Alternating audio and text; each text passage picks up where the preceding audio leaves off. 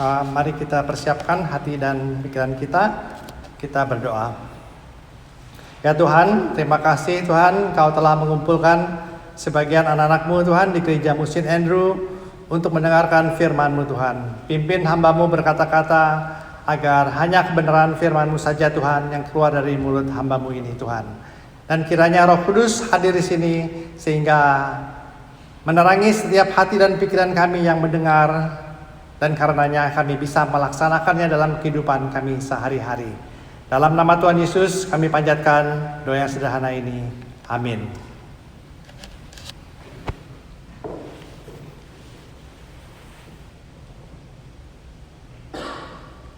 Ya, judulnya Sermon of the Mount atau Beatitude. Ya, jadi dari judulnya aja kita bisa agak sukar kita mengartikan, tapi saya memberi subjudul, apakah kita termasuk orang Kristen sejati?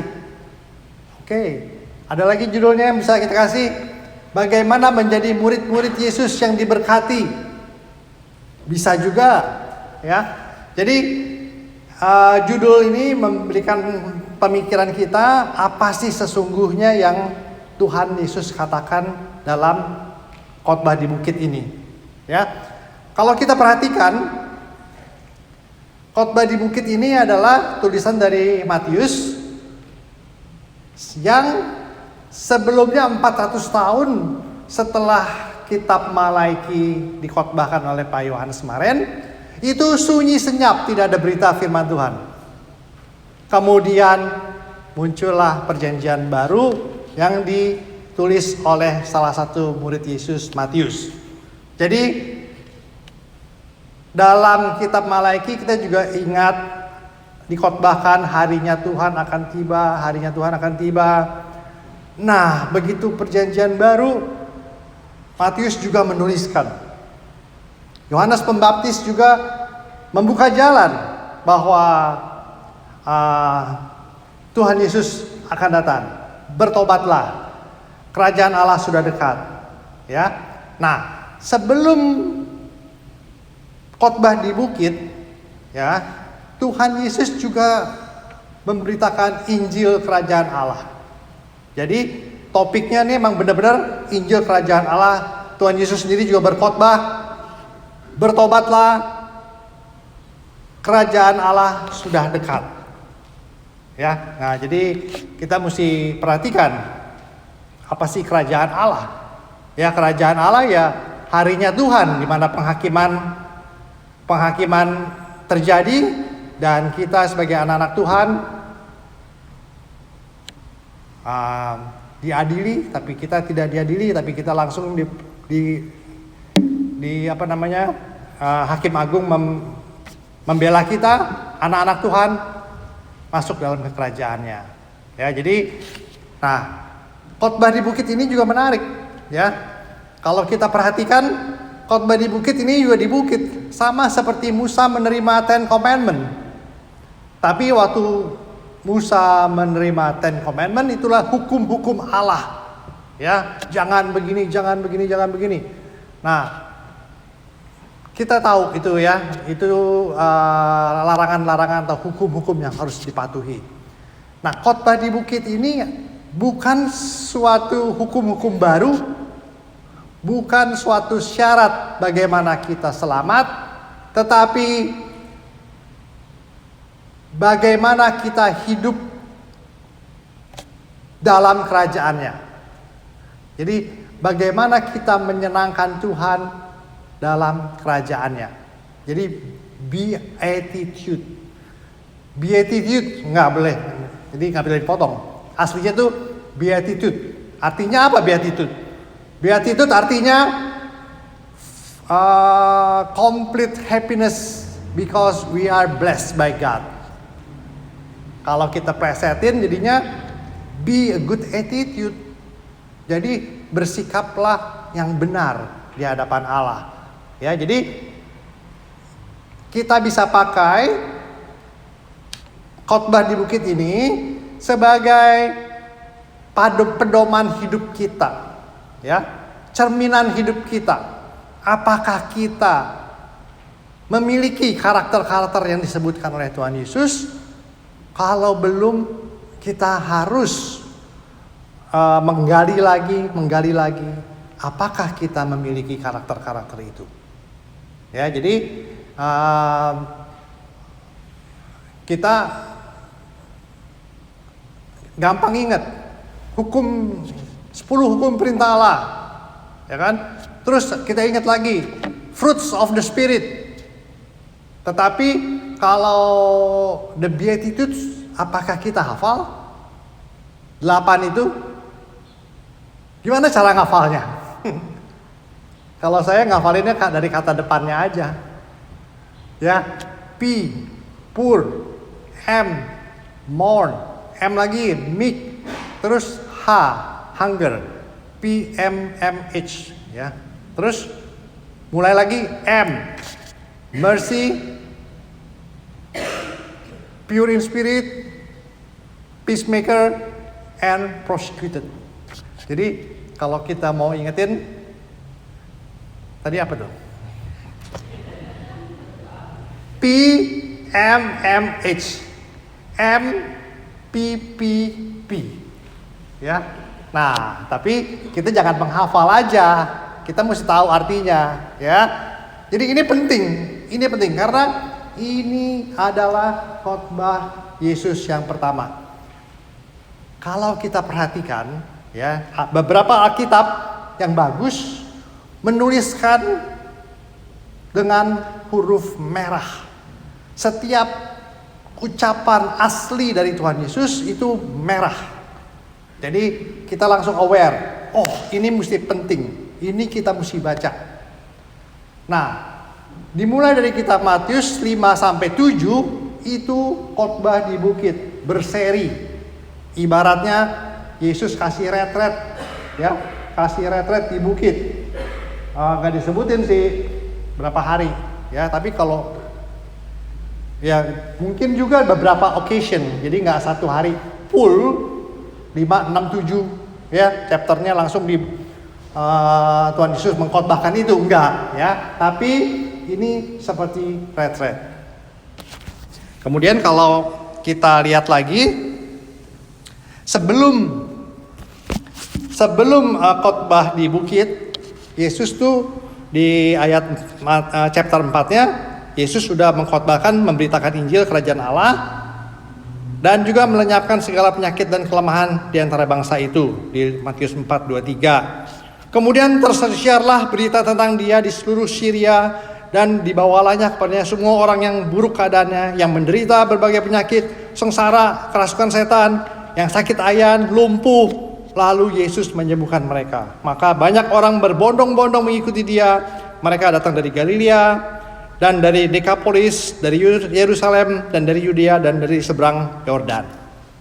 Nah, di Matius 5 disebutin Yesus di hadapan murid-muridnya. Ya, tetapi enggak nih. Jadi orang tuh udah berbondong-bondong, udah ngerti siapa Yesus. Jadi dia mau dengar apa nih Yesus yang mau khotbahkan. Am I right before him? Ya, karena zaman itu kan zamannya orang-orang Farisi yang gagah-gagah, bajunya keren-keren. Jadi yang tadi saya bilang, if you feel right based on what you think, you all self-righteous, ya. Jadi kita harus lihat apa kata orang, apa kriterianya kita layak di hadapan Tuhan. Nah, ini menariknya, ya. Apa kriterianya kita layak di hadapan Tuhan? Jadi kita udah ngerti kerajaan Allah. Oh, di mana kerajaan Allah tuh Yesus memimpin, berkuasa, dan kita hidup damai sejahtera di dalam kerajaannya. Jadi sama kayak sekarang, cuman situasinya kita bisa bayangkan. Coba di next deh. Yang ada gambar itu tuh, terus. Oh, nggak ada. Jadi sorry, saya kemarin ke One Tree Hill, ya. Ke One Tree Hill, lihat poster si Campbell. Si Campbell itu menghadiahkan 230 hektar Cornwall Park ke government. Saya teringat lagi, Yesus ini menyediakan kingdomnya untuk kita miliki. Nah, bagaimana? Saya aja begitu lihat si Campbell 230 acre, ya, diserahkan kepada pemerintah New Zealand. Terus saya baca ini, waduh, gimana tuh Yesus ini memberikan kerajaannya untuk kita miliki.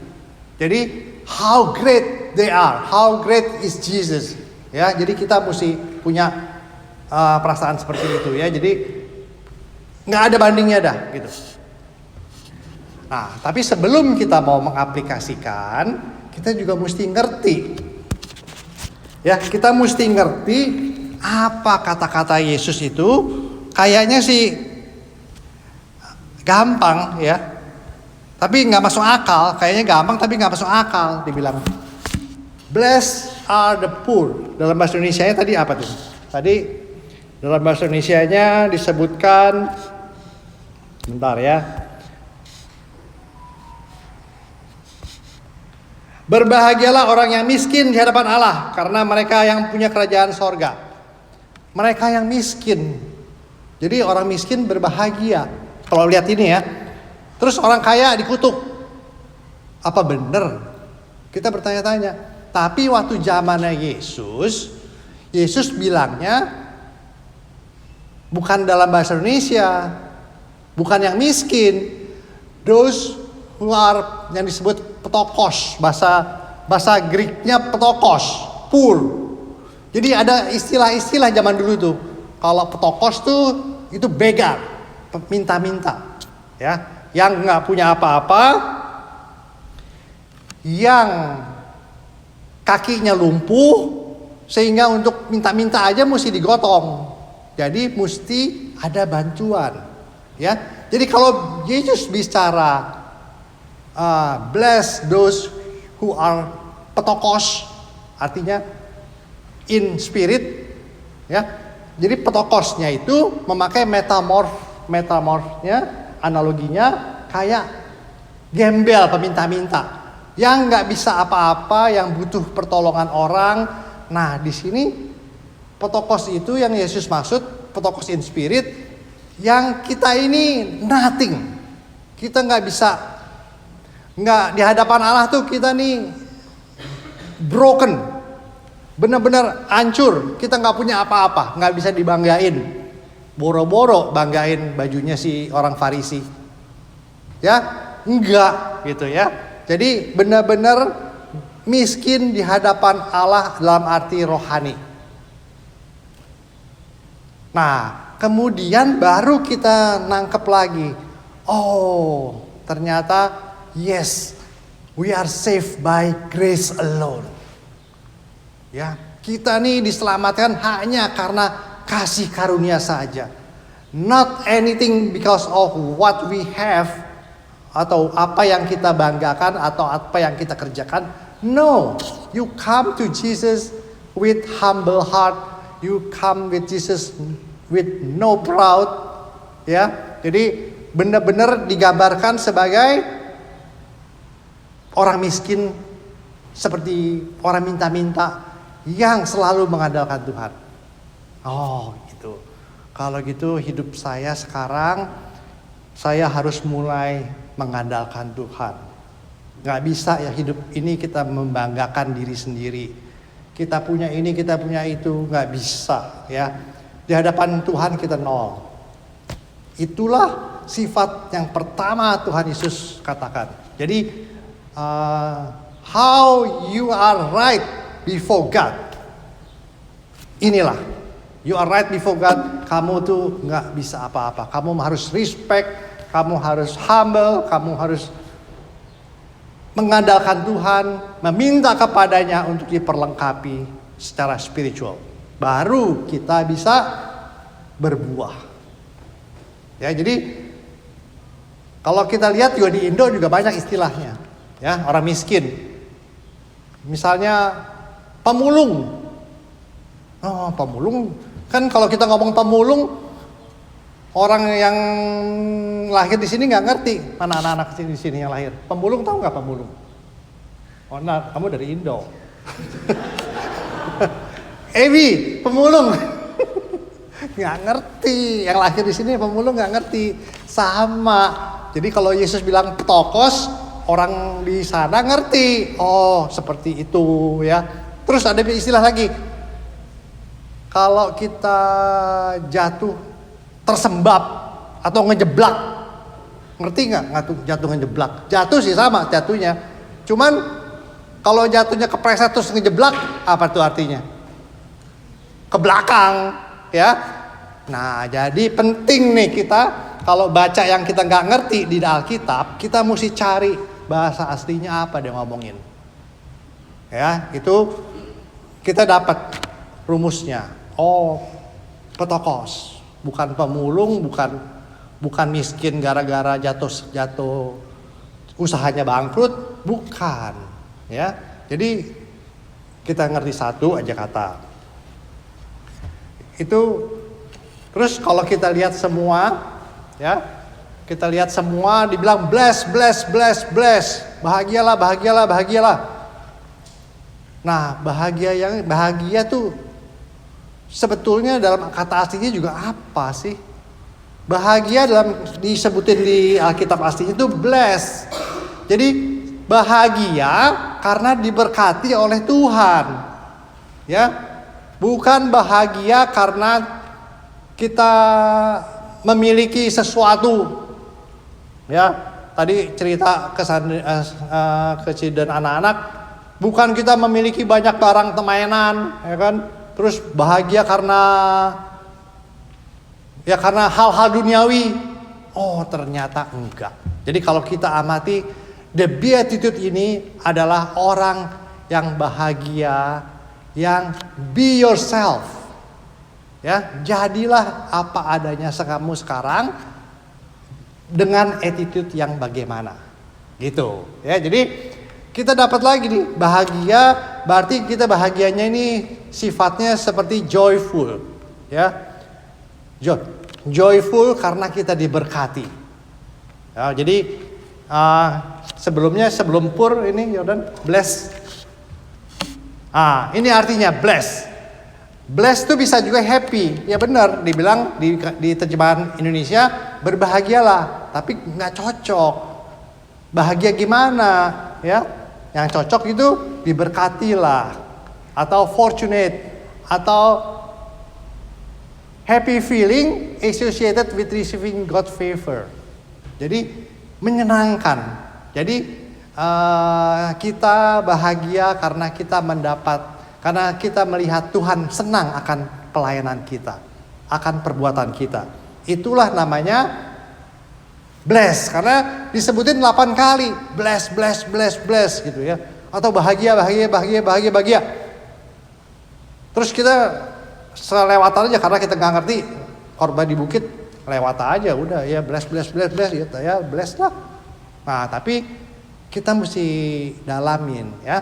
Ini khotbah yang pertama diucapkan oleh Tuhan Yesus sendiri, bukan Rasul Paulus, bukan Yohanes, bukan Markus, tetapi ini Tuhan sendiri yang ngomong.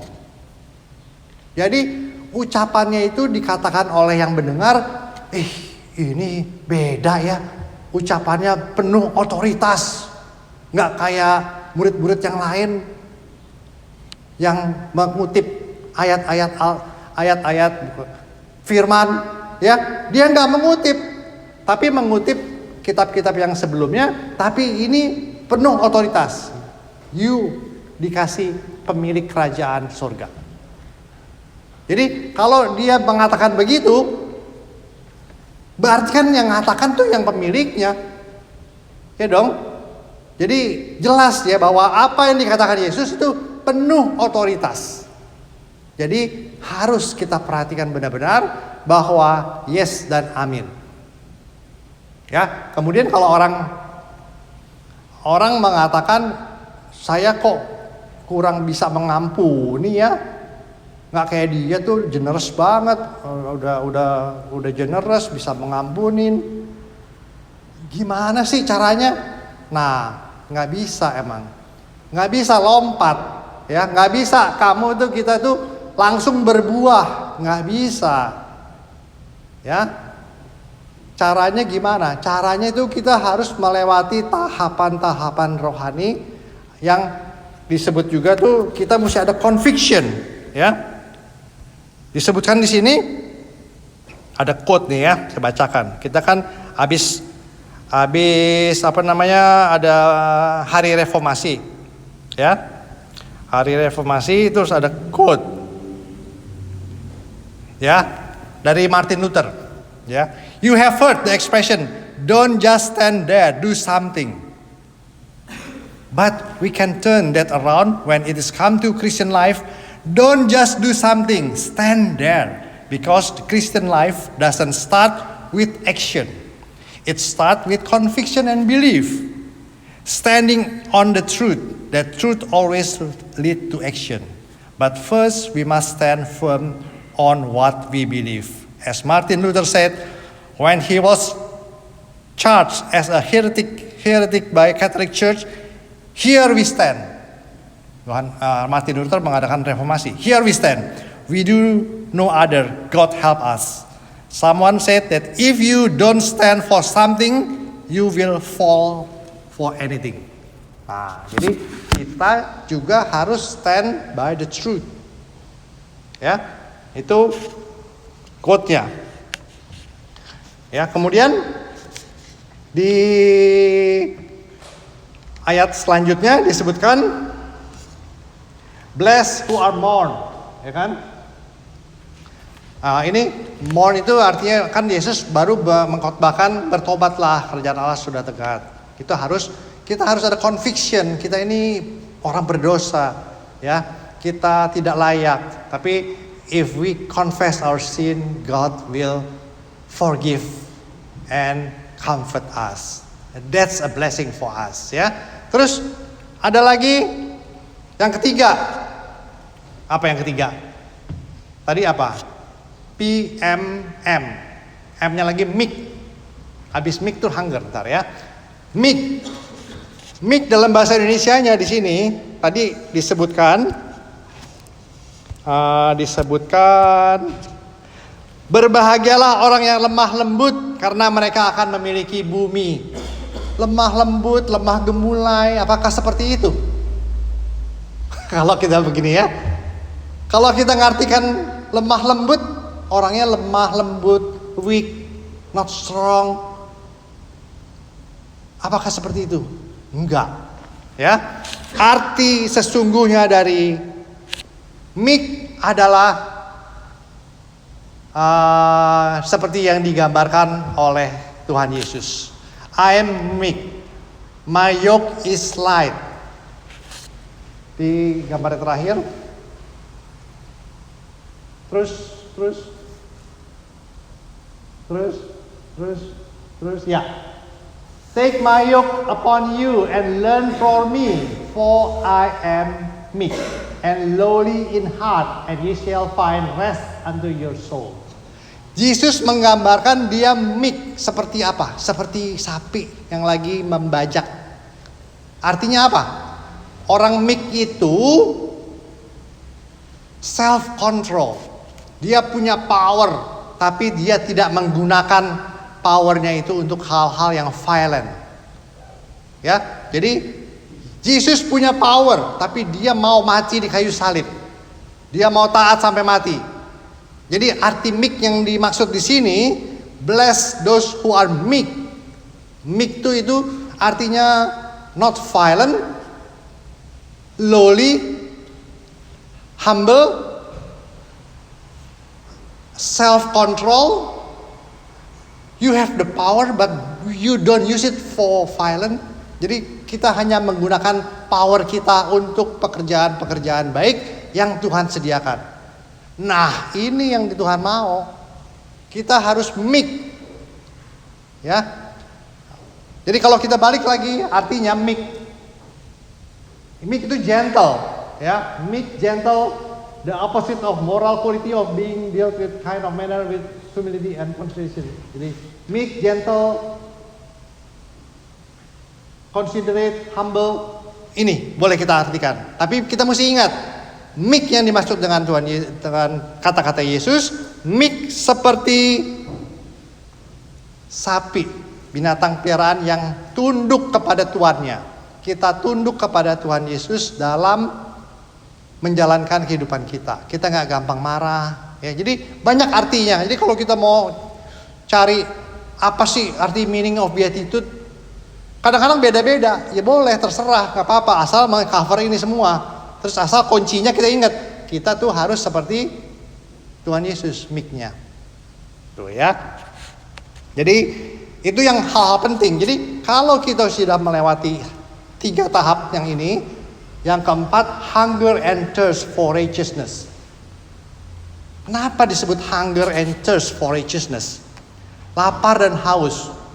Terus asosiasi kita, ya kalau lapar dan haus, itu sungguh-sungguh kita mencari makanan. Dan lapar dan haus itu terjadi tiap hari loh. Jadi kalau lapar dan haus for righteousness, kita tahu righteousness itu adalah Tuhan. Karena yang hanya stand right before God is Jesus. And kalau kita mencari righteousness, ya kita mencari firman-Nya. Kita harus makan firman-Nya tiap hari. Kita harus renungkan, kita harus kunyah tiap hari supaya kita bisa. Karena kita gampang lupa. Kenapa? Kita berulang-ulang dikasih firman, kita gampang lupa. Jadi harus makan tiap hari firman-Nya. Jadi hunger and thirst. Ya, penting nih. Jadi 4 itu penting untuk kita bisa berbuah. We are spiritually empty.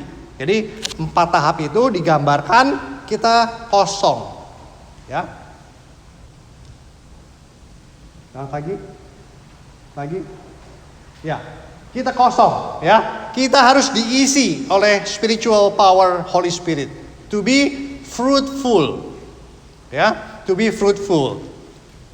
Nah, yang keempat terakhir itu buahnya. Jadi nggak bisa kalau kita nggak kurang kasih sayang, kurang perhatian, nggak kena. Mesti kita lewati tahap kayak begitu dulu, yang sebelumnya dulu. Ya, jadi ini adalah tahapan-tahapan yang kalau kita perhatikan, yang awal dibilang kita adalah pemilik kerajaan Allah.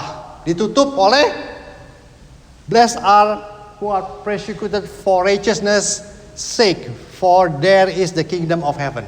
Jadi ditutup lagi dengan kamu adalah, kalau kamu dianiaya karena aku, kamu adalah pemilik kerajaan Allah. Jadi pentingnya itu, ya, awal dan akhir ditutup oleh kerajaan Allah. Jadi inilah bagaimana kita mengerti strukturnya sehingga kita bisa mengerti dan menerapkannya dalam kehidupan sehari-hari. Kalau kita ngerti bahasa aslinya, sehingga kadang-kadang kan ada terjemahan yang namanya bahasa Indonesia masa kini, ya. Saya tulisin nih bahasa Indonesia masa kini di sini. Sini, ya. Berbahagialah orang yang merasa tidak berdaya dan hanya bergantung pada Tuhan saja. Mereka adalah anggota umat Allah. Nah, itu dibilang orang yang merasa tidak berdaya dan hanya bergantung kepada Tuhan saja. Itu terjemahan dari Protokos. Kenapa terjemahannya seperti itu? Karena si bahasa Indonesia masa kini mereferensikan kata-kata ini dengan Protokos yang tadi kita sebutkan. Jadi kenapa berbeda-beda? Karena dia lebih mendekati ke bahasa aslinya. Kalau 2 berbeda orang yang bersedih hati, ya, Allah akan menghibur. Orang yang rendah hati, Allah akan memenuhi janji pada mereka. Rendah hatinya kurang jelas, ya. Tapi kalau kita tahu rendah hatinya pakai meek, kita ngerti rendah hati yang bagaimana. Rendah hati yang seperti Tuhan Yesus ajarkan bagaimana dia memikul yoke-nya. Ya. Jadi yang berikutnya. Next. Nah, ini adalah buahnya, ya. Yang terakhir tuh, berbahagialah orang menderita karena penganiayaan, karena melakukan kehendak Allah. Ini yang seperti dia katakan oleh Martin Luther. I stand firm for the truth. Ya, if you don't stand on something else that's firm, you will fail on everything. Jadi kita harus sebagai orang-orang Kristen harus stand firm on what we believe in Jesus. Ya, jadi kiranya Sermon of the Mount ini boleh menjadi cerminan yang kita bawa setiap hari untuk merefleksikan diri kita dalam setiap tindakan dan perbuatan, di mana dimulai dengan conviction and belief. Ya, kemudian kita minta pertolongan Tuhan supaya kita bisa berbuah dan mengasihi dan memberitakan firman Tuhan, menjadi juru damai dan seterusnya. Ya, diingat terus ini sama lebih penting dari fruit of the spirit, karena ini dasarnya, lebih penting dari Ten Commandment karena ini Tuhan Yesus yang berikan penjelasan sendiri. Ini yang harus kita pegang terus sampai ke chapter 7. Ya, kiranya Tuhan memberkati kita semua. Mari kita berdoa. Ya Tuhan, terima kasih Tuhan atas firman-Mu. Terima kasih atas pengajaran yang Tuhan berikan.